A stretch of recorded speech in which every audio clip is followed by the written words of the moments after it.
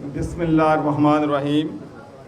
جناب چودھری شجاعت حسین صاحب، صدر پاکستان مسلم لیگ، طارق بشیر چیمہ صاحب، جنرل سیکرٹری پاکستان مسلم لیگ، صالح حسین صاحب، شافع حسین صاحب اور مسلم لیگ کے تمام عہدیداران اور خصوصاً مسلم لیگ کے کارکنان اور میرے بھائیوں، دوستوں، میڈیا کے دوستوں، السلام علیکم۔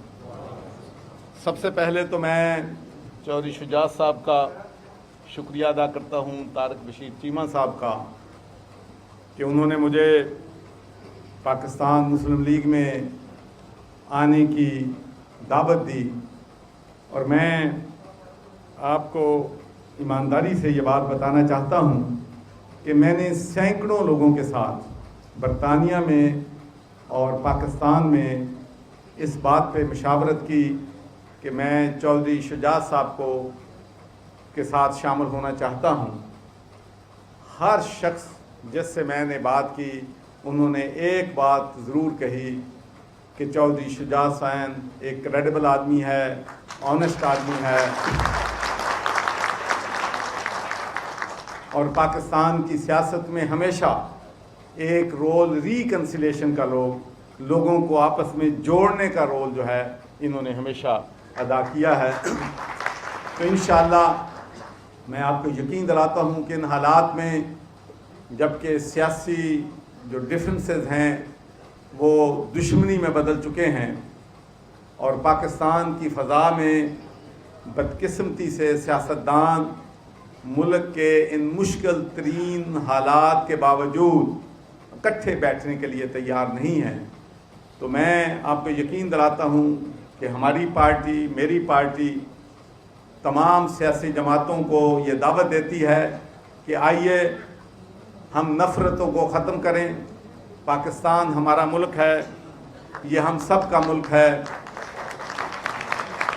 اور اس کی ترقی کے لیے، اس کی خوشحالی کے لیے ہم نے اکٹھے مل کر کام کرنا ہے، اور جو فیصلہ ہے اس بات کا کہ کس نے اس ملک میں حکمرانی کرنی ہے وہ عوام کا فیصلہ ہے، اور عوام فیصلہ کریں، لیکن ہم کم از کم سیاستدان ان مشکل تاریخ کے مشکل ترین حالات میں ہمیں چاہیے کہ ہم اس میں اکٹھے جو ہیں وہ ضرور۔ جب میں پاکستان آیا تھا تو میری ایک خواہش تھی کہ میں جس طریقے سے برطانیہ میں، یورپ میں، امریکہ میں، کینیڈا میں سیاسی جماعتیں کام کرتی ہیں، جمہوری جماعتیں ہوتی ہیں، مشاورت کے ساتھ چلتی ہیں، اور ان سب کو جو فوقیت ہے وہ پارٹی کے کارکنوں کو ہوتا ہے، پارٹی کی ممبرشپ کو ہوتا ہے۔ جس ملک میں نے سیاست کی ہے وہاں کا پرائم منسٹر یا وہاں کا جو پارٹی کا چیئرمین جو ہے وہ کسی کونسلر کا ٹکٹ بھی نہیں دے سکتا۔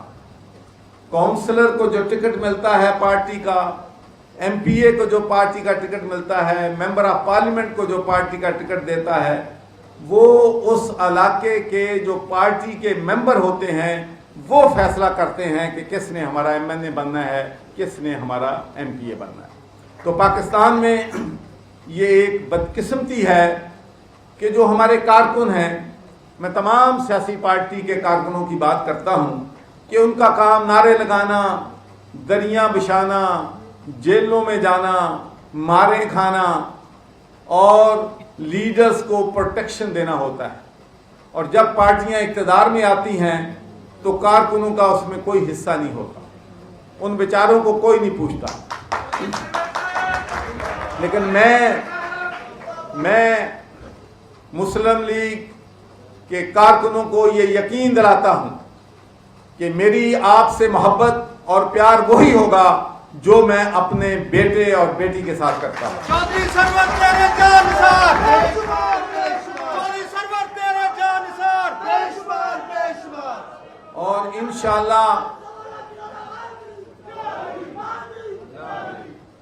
انشاءاللہ ہم اللہ کے فضل و کرم سے اپنی پارٹی کو اتنا مضبوط بنائیں گے کہ ہماری پارٹی جو ہے, ہمارا انسٹیٹیوشن جو ہے وہ فوقیت رکھے گا. اور اس کی میں آپ کو مثال دیتا ہوں کہ یہ بات نہیں ہے کہ برطانیہ میں, امریکہ میں انسٹیٹیوشن بنتے ہیں, پاکستان میں نہیں بنتے. میں 3 انسٹیٹیوشن بنانے میں ڈائریکٹلی انگیج رہا ہوں. آپ کو معلوم ہے کہ ریسکیو 1122, اور مجھے یاد ہے کہ اس ناشتے پہ چودھری شجاع صاحب بھی موجود تھے. اس وقت پرویز الہی صاحب ہمارے چیف منسٹر تھے. تو میں نے ان سے کہا کہ ہم نے جب سے ایمبولینس سروس کو ہسپتالوں سے علیحدہ کیا ہے اور ایمبولینس سروس وہاں پر چلائی ہے تو وہاں ہمارے مسائل بہت حد تک حل ہو گئے ہیں. تو آپ یہاں پر ایک ایمبولینس سروس شروع کریں. ان کی ساری ٹریننگ, ان کا خرچہ سارا جو ہے وہ گلاسگو سٹی کونسل جو ہے وہ افورڈ کرے گی. اور اس کے بعد آپ کو معلوم ہے کہ اب ریسکیو 1122 جو ہے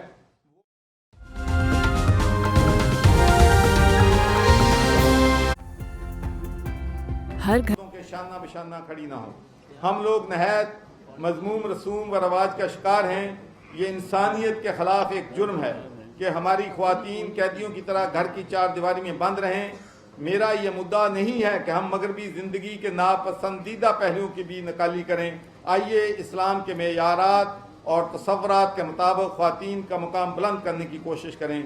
جن قابل مذمت حالات میں ہماری خواتین کو زندگی گزارنا پڑتی ہے, آپ کو چاہیے کہ ہر شعبہ زندگی میں خواتین کو اپنا رفیق کار بنا کر ساتھ رکھیں.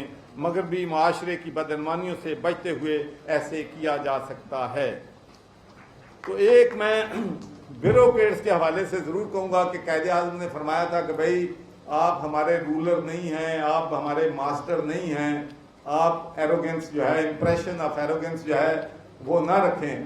لیکن بدقسمتی سے ہمیں کہنا چاہتے ہوں کہ قائد اعظم نے جو فرمایا تھا, ہم نے ان کے کسی بھی, چاہے وہ یونٹی فیتھ ڈسپلن ہے, چاہے وہ بیوروکریٹس کو مشورہ ہے, ان کے مشوروں پہ, ان کے اصولوں پہ ہم نے عمل نہیں کیا, جس کی وجہ سے آج ہم بہت بڑی مشکلات کا شکار ہیں. تو آخری بات میں اسٹوڈنٹس کے بارے میں جو انہوں نے فرمایا تھا, یہ بہت ضروری ہے کہ یہ نوجوان ہمارا فیوچر ہیں اور انہی سے ہمیں جو امید کی کرن جو ہے وہ نظر آتی ہے. یہ لازمی ہے کہ آپ کوشش کر کے اس نظام کار کو سمجھیں. اگر آپ کسی حکومت وقت کی کارکردگی سے حد درجہ غیر مطمئن ہیں تو اسے گدی سے اتارنا اور دوسری حکومت کو برسر اقتدار لانا دین کے مطابق آپ ہی کے ہاتھ میں ہے. اگر آپ خود کو کسی ایک سیاسی جماعت یا دوسری پارٹی کا اعلی کار بنائیں گے تو اس سے ملک کو نقصانات ہو سکتے ہیں. آپ کا بنیادی مشغلہ ہونا چاہیے کہ آپ کے ساتھ انصاف کرو, اپنے آپ کے ساتھ, والدین کے ساتھ انصاف کرو, ریاست کے ساتھ انصاف کرو, اور اپنی توجہ جو ہے وہ پڑھائی پہ دو.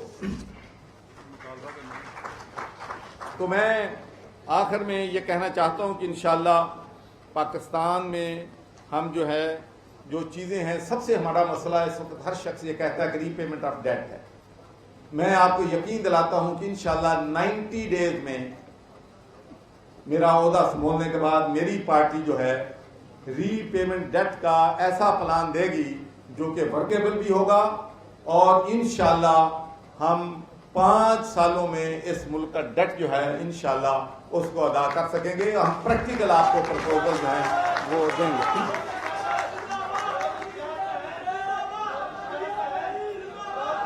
اس کے علاوہ ہمارا انرجی کا بہت بڑا ایشو ہے, اس لیے کہ انرجی کی جب قیمت بڑھتی ہے تو ہر چیز کی قیمت بڑھ جاتی ہے. انڈسٹری کے لیے مسائل ہوتے ہیں, لوگوں کے لیے مسائل ہوتے ہیں. تو انشاءاللہ انرجی پہ, اکانومی پہ, ایگریکلچر میں سمجھتا ہوں کہ پوری دنیا آپ دیکھ لیں کہ جب میں پہلی دفعہ گورنر بنا تھا تو اس وقت $13 ملین کی جو ہے 13 بلین بیل ہماری ہوتی تھی, اور اب بدقسمتی سے وہ کم ہو کر 5 ملین بیل آ گئی. اور میں آپ کو یقین دلاتا ہوں کہ اگر ہم ٹھگوں سے, نوسر بازوں سے, اور جو 2 نمبر دوائیاں ہیں, جو 9 نمبر سیڈ ہے, کوالٹی نہیں ہے, معیار, اگر ہم اس کو مسئلہ حل کر لیں تو ہم اپنی جو 4 گنا ہم اپنی کاٹن کی انڈسٹری جو ہے, گروتھ ہے, اس میں پیدا کر سکتے ہیں.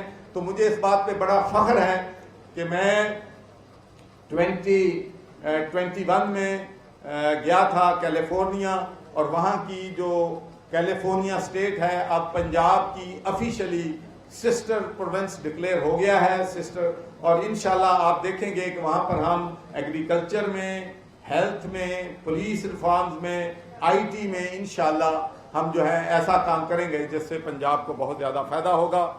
तो इसके अलावा हम एजुकेशन में, हेल्थ में, और सबसे अहम बात जो है हमारा जस्टिस सिस्टम जो है वो कोलैप्स हो गया है। किसी को अच्छा लगे, किसी को बुरा लगे, जो इन्वेस्टिगेशन देखें, क्रिमिनल जस्टिस सिस्टम के 4 कंपोनेंट होते हैं।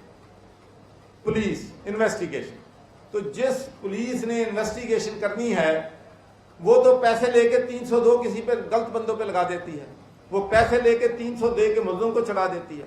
तो हमें पुलिस रिफॉर्म जो है लानी होगी अगर इस मुल्क में हमने इंसाफ का निज़ाम आयल करना है। उसके बाद हमारे मुल्क में प्रोसिक्यूशन नाम की चीज़ नहीं है। अगर जिस किसी का बंदा कत्ल हो जाता है, जिसके घर डाका पड़ जाता है, जिस औरत के साथ ज्यादती हो जाती है, जुल्म होता है, बच्चे अब्यूज हो जाते हैं, तो वो बेचारे इंसाफ के लिए दर बदर ठोकरे खाते फिरते हैं। भाई यूरोप में ऐसा नहीं होता। अगर जुर्म होता है तो वो स्टेट परस्यू करती है, प्रोसिक्यूशन परस्यू करती है, घर वाले घर बैठते हैं आराम से और स्टेट उनको इंसाफ दिलाती है। तो इंशाल्लाह हम प्रोसिक्यूशन में भी, पुलिस में भी रिफॉर्म लेके आएंगे और जुडिशरी में भी रिफॉर्म बड़ी जरूरत है। जुडिशरी वाले भी मैं ये बात बड़ी हैवी हार्ट ये कहूँगा कि भाई बात यह है कि आपने इंसाफ देना है, तो आप पिछले 40-70 सालों में 10-10 केस था लोगों के जो है वो हल नहीं कर सके। आप इंसाफ लोगों को दें, लेकिन आप चाहते हैं कि मुल्क सारा आप ठीक कर लेंगे। भाई पहले अपने आप को अपना घर आर्डर करो। पाकिस्तान का सबसे बड़ा मसला ये है कि पाकिस्तान में हर महकमा अपना महकमा नहीं होता ठीक, कहता है दूसरे को ठीक करना। भाई अपने अपने महकमे को दुरुस्त करो, अपने अपने दायरा इख्तियार में रह के काम करो। ये सब जितने भी अदारे हैं हमें, मैं समझता हूँ कि उन्हें अपने इख्तियार में रह के काम करना चाहिए। जुडिशरी तो इंशाल्लाह मैं समझता हूँ कि हमारी ओवरसीज पाकिस्तानियों की रिमिटेंसेस बढ़ जाती हैं। एग्रीकल्चर में आईटी देख लें, आईटी में सिर्फ आप बच्चों को 3 महीने का कोर्स करा दें तो वो डॉलर कमाने लग जाता है। इंडिया की आईटी की आमदनी $200 बिलियन है और हम $1.5 बिलियन पे हैं, वो भी $20 बिलियन पे लेके ले जा सकते हैं। तो मैं समझता हूँ कि अल्लाह के फजल करम से मुझ में एनर्जी भी है, विजन भी है, सोच भी है, कमिटमेंट भी है, पैशन भी है। इंशाल्लाह हम पाकिस्तान मुस्लिम लीग को बेहतरीन, पावरफुल, जिसमें राज करेगी हमारी कारकुन, राज करेंगे हमारे कारकुन, हमारी पार्टी में राज हमारे कारकुनों का होगा। इंशाल्लाह इसको जमात बनाएंगे और पूरा मंशूर देंगे। तो आखिर में मैं ये कहना चाहता हूँ कि आपको मालूम है कि पाकिस्तान में अब, जब मैंने पहली दफ़ा रिज़ाइन किया था तो मैंने ये जुमला कहा था कि पाकिस्तान में सच का कहत है। तो अब तो कहत नहीं, अब तो मेरा ख्याल है सच मर्डर हो गया है। कोई बात होती है अवाम तक हकीकत आती नहीं आती। सोशल मीडिया कुछ कह रहा है, दूसरा कुछ रहा है। मसलन परसों का वाक़या है, हुकूमत ये कह रही है कि वो बंदा जो है एक्सीडेंट में ज़ख्मी होके उसकी मौत वाक़या हुई है। मेरी अल्लाह से दुआ है कि अल्लाह ताला उसको जन्नत में जगह दे, उसके लवाहिकीन को जो है वो सब्र दे। और जो अपोजिशन पार्टी है वो कहती है ये तो पुलिस टार्चर की वजह से हुआ है।